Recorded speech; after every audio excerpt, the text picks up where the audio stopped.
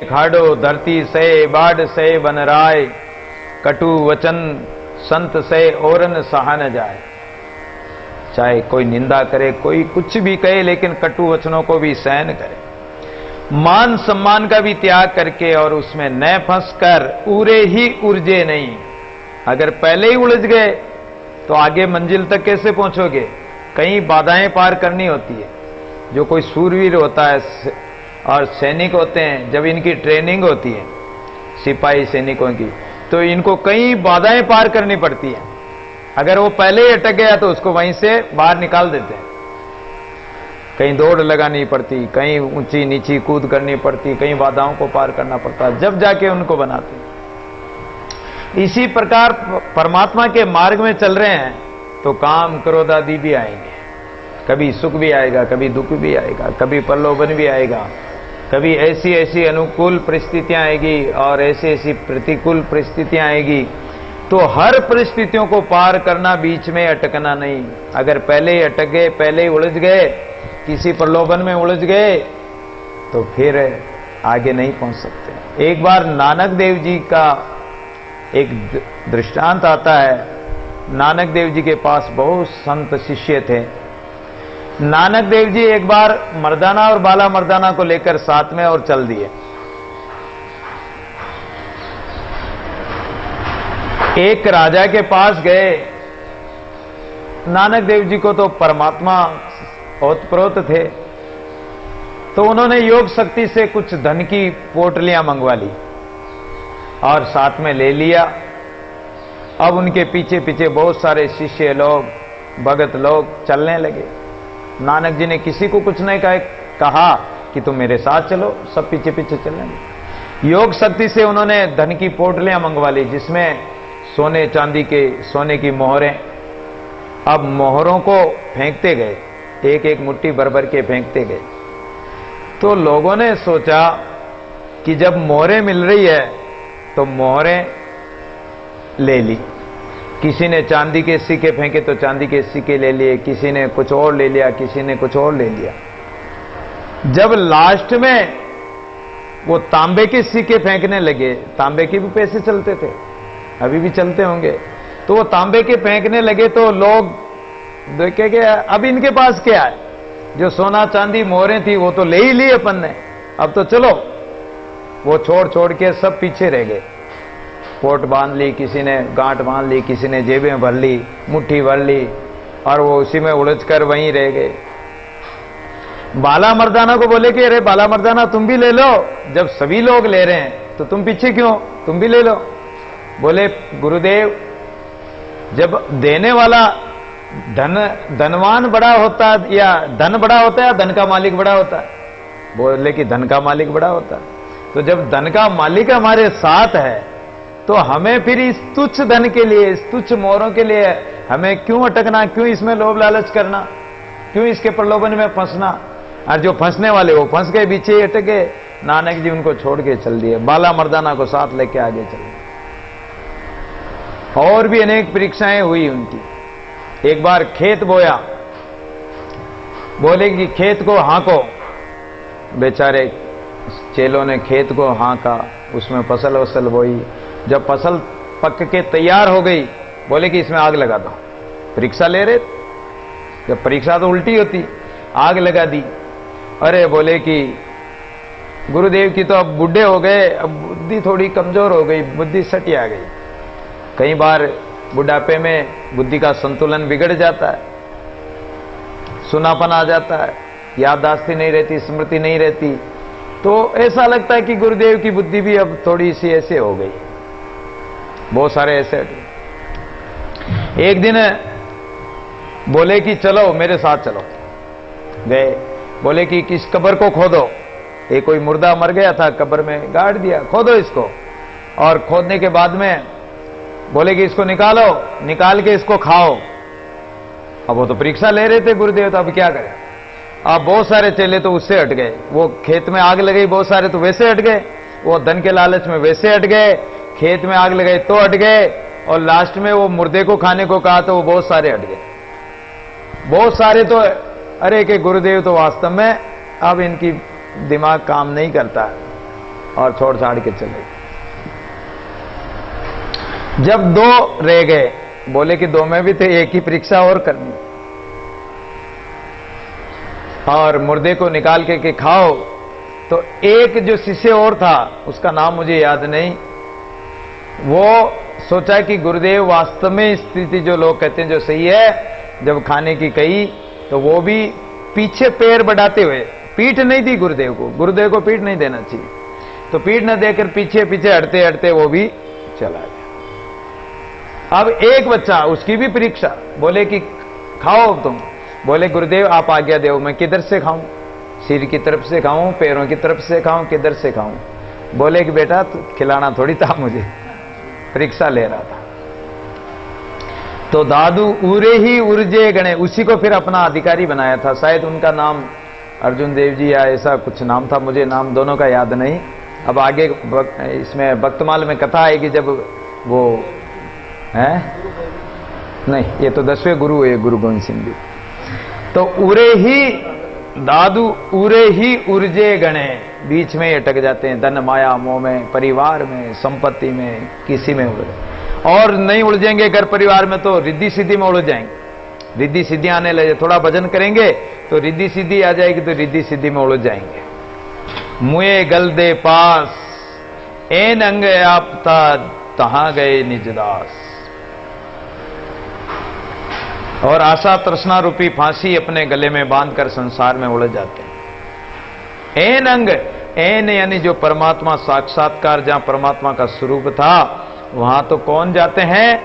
तहां गए निज दास, कोई निजी दास होगा, सच्चा दास होगा, सच्चा सेवक होगा, जो किसी प्रलोभन में फंसे नहीं, वो ही परमात्मा के पास पहुंचेगा।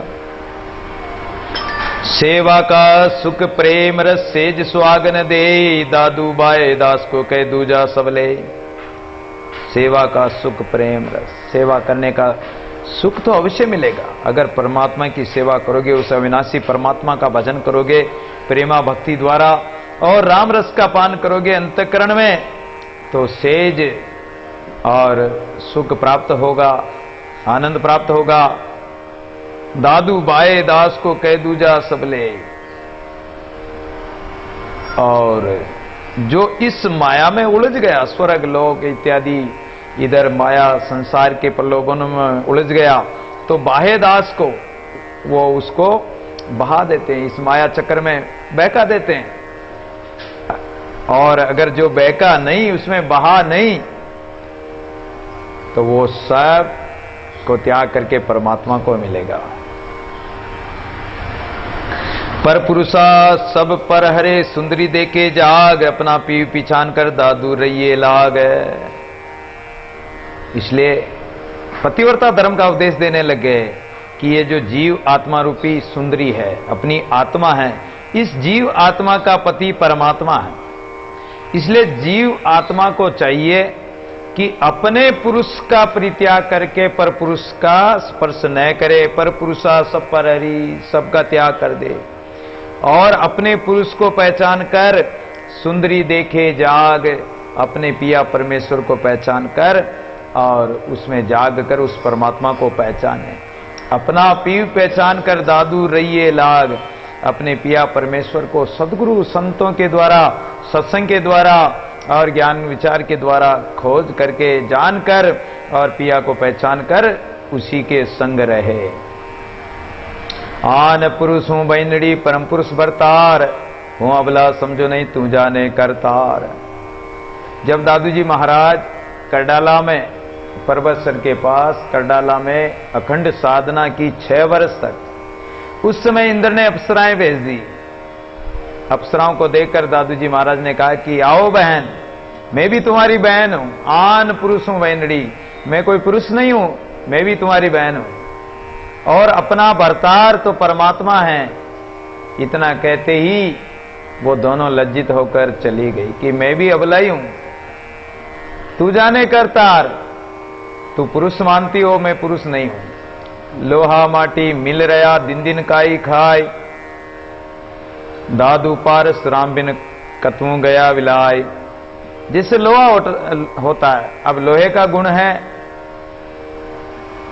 जंग लगना, लोहे में काट इत्यादि लग जाती, जंग लग जाती, और दिन दिन वो मिट्टी में मिल जाता है। जंग लगते लगते लगते मिट्टी में मिल जाता है। दिन दिन काई खाई दादू पारस राम बिन कतू गया विलाय। और यदि पारस से स्पर्श हो जाता उस लोहे का तो वो सोना बन जाता, सोना बन जाता तो वो कभी खत्म नहीं होता। लेकिन लोहा तो खत्म हो गए होगा, ये जीव भी खत्म हो गए होगा। इस जीव का गुण है कि ये नष्ट होगा, कभी घटता कभी बढ़ता, कभी जन्मता कभी बड़ा होता, एक दिन बुढ़ा होता एक दिन मर जाता है। ये जीव का गुण है, जन्मना मरना सुख दुख हानि लाभ, ये जीव के गुण होंगे। और यदि यही जीव संत रूपी राम नाम रूपी पारस से मिल जाता, उसका संग कर लेता, सत्संग रूपी पारस का सत्संग कर लेता, संग कर लेता, तो ये कभी नष्ट नहीं होता, ब्रह्म स्वरूप हो जाता। लोहा पारस परस्कर पलटे अपना अंग, दादू कंचन वेरे अपने साईं संग।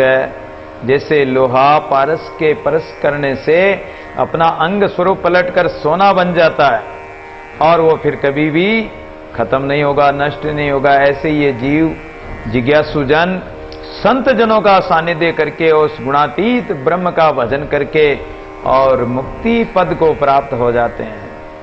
दादू जी पर से पलटे प्राणिया सोई निज कर ले, लोहा कंचन वे गया पारस का गुण ये।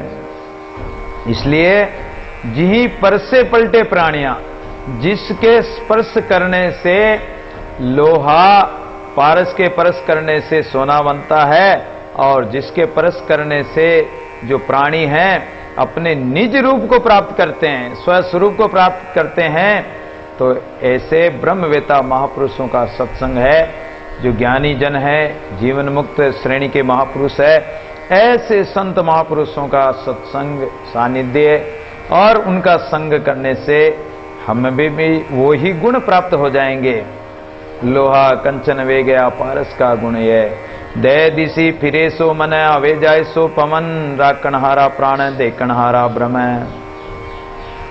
हमारा मन क्या दसों दिशाओं में फिरता, जागृत अवस्था में भी ये मन फिरता रहता है, इधर उधर आंखों से देखता, कानों से सुनता है, तो उसके अनुसार जागृत अवस्था में भी ये फिरता रहता दसों दिशाओं। स्वप्न में स्वप्न आएगा, उसमें भी मन फिरता रहता है, कभी भोग विलास, कभी राजपद, कभी क्या, लेकिन ये दसों दिशाओं में दौड़ता रहता जागृत स्वप्न अवस्था में।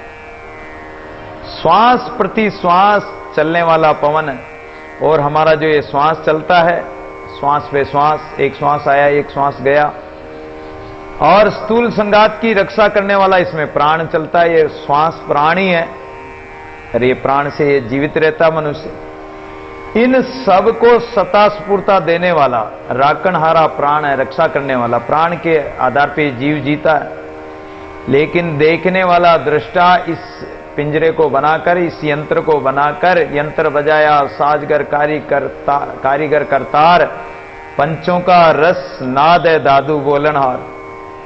5 तत्वों का ये पिंजरा बना दिया, इसमें बोलने वाला परमात्मा। ऐसा यंत्र बना दिया, श्वास रूपी यंत्र चल रहा है, दौकड़ी चल रही है, और उस दौकड़ी में प्राण चल रहे हैं, और परमात्मा इसमें दृष्टा बनकर देख रहा, देखने वाला परमात्मा है। तो इस प्रकार परमात्मा सबको बनाकर और सबको चला रखा है, सब जीव खा रहे हैं पी रहे हैं। तो परमात्मा सबका सेवक बनकर सबकी सेवा करता है, सबका नौकर भी बनता है। तो इसलिए परमात्मा की भक्ति में लग जाओ, ये अवसर है, मौका है, समय है। बीच में न अटक कर, बीच के माया मोह पदार्थों में अपने मन को निकाल कर, वहां से हटाकर और परमात्मा की तरफ चलें। तो परमात्मा एक कदम चलेंगे परमात्मा की तरफ, तो परमात्मा कहते हैं कि वो 999 कदम चल देगा। और अगर तुम करड़े काठ हो रहे हो तो वो भी करड़ा लाठ बन जाएगा, ये भी ध्यान रखना। परमात्मा की तरफ एक कदम चलते तो 999 कदम चलता है, और आप एक कदम पीछे हटते हो तो वो 4 कदम पीछे हट जाता है। इसलिए परमात्मा के सन्मुख होकर और भगवान का भजन करते हुए अपने पिया परमेश्वर को पहचान कर खोज करके संतों के सत्संग में और अपने परमात्मा को प्राप्त करें। इसी के साथ पीयू पहचान के अंक को दादू जी महाराज पूरा करके और आगे स्मृति का अंग कल कहेंगे। दादू जी महाराज की वाणी बहुत बड़ी है। इसी के साथ आज की कथा को विश्राम देते हैं। आइए एक भजन के साथ। सत्य राम साक्षी सर्वा धार अज अविनाशी अपरंपार। सत्य राम साक्षी सर्वाधार अज अविनाशी अपरंपार। अज अविनाशी अपरंपार। अज अविनाशी अपरंपार। अज अविनाशी अपरंपार।